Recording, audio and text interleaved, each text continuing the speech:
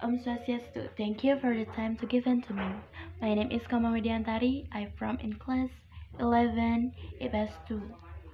Here I will bring a story named The Legend of Tangkuban Perahu. I will start it.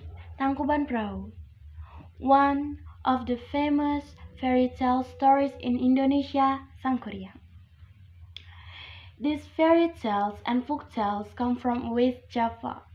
This story is about the son Sangkuriang falling in love with his mother Dayang Sumi.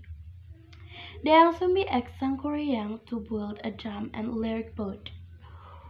With his supernatural powers of Sangkuriang, the lyric boat almost finished, but he failed. He kicked the boat, and now the boat, known as the origins of one of the famous mountains in West Java.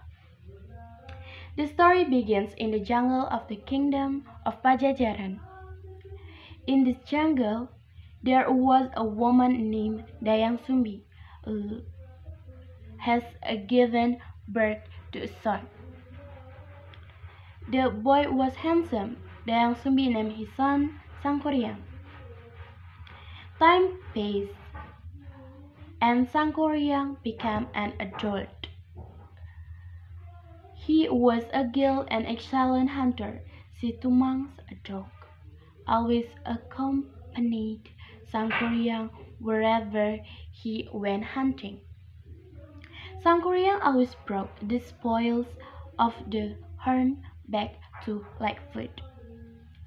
One day, Sangkuriang spotted a wild pig in the forest. The bird was his grandmother, Celeng Wangyungyang. Situmang realized Sangkuriang, and he tried to prevent him from shooting the pig. Sangkuriang tripped over Situmang, and the bird escaped. It made Sangkuriang angry. Sangkuriang was furious with Situmang, and he decided to kill Situmang inside of the pig. Sangkuriang had not caught any animals that day. He took a knife and cut out Situmang's heart and hurried home. He gave his mother the heart to be cooked. Dayang Sumi shocked when she realized that Situmang's heart was not yet for a deer. She took a big wooden spoon. She was angry with Sangkuriang. "Begone, rebellion, son! You do not know how to return a kindness. Situmang has looked after you since childhood. How dare you kill him and eat his heart?" Dayang Sumi struck Sangkuriang with the spoon again and again. The last blow tore his head, which begins to bleed. Sangkuriang fled into the forest, cradling his bleeding head. He climbed and over the mountain. He scared. He never saw his mother was very angry. Sangkuriang deciphered as he had swallowed by the earth, nothing heard of him. From the on, Dayang Sumi lived alone in the forest. She continued her weaving and meditation. She became a powerful, wise woman. Skills and healing. She helped many villagers who lived alone in the forest. She treated the sick and gave the gift of her weaving. Her specialty was a mixture of leaves and herbs that kept her young and beautiful.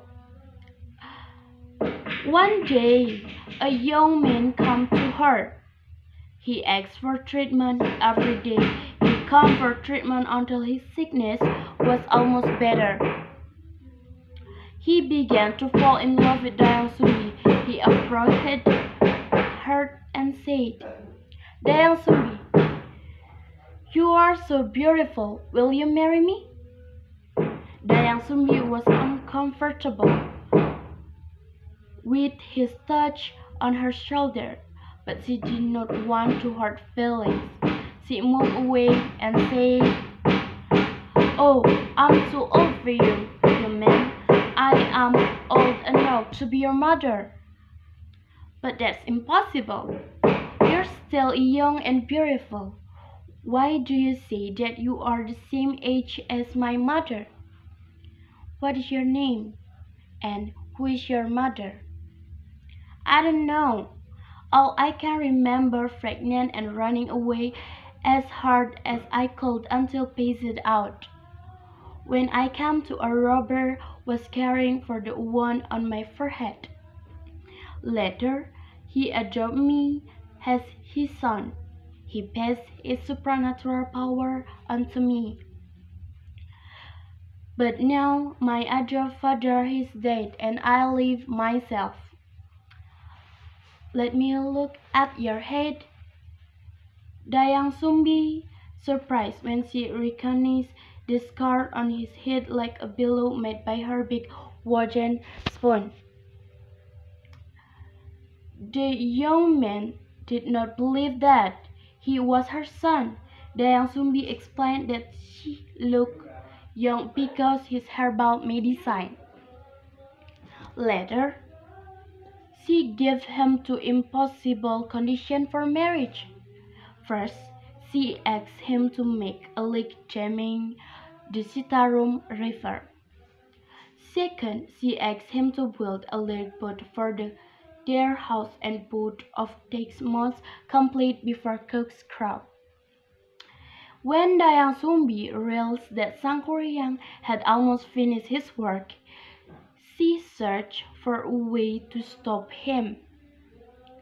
She took one her weaving a large white cloth, and hung it from her weaving platform while playing to the god. Then she asked the village girl to set fire to it. The dark sky became as bright as the dawn and the roosters began to crow. Dayang Sumbi went up to Sangkuriang. "Sangkuriang, your time is up. You must give up now." Sangkuriang was furious. Now he was not able to marry Dayang Sumbi, and he had used many his supernatural powers, including calling on supernatural beings for help. Sangkuriang was so angry they kicked the almost finished boat with all his might. The boat flew far into the air and landed upside down in one place. In West Java, this legend believed to the origin of Tangkuban Perahu mountain.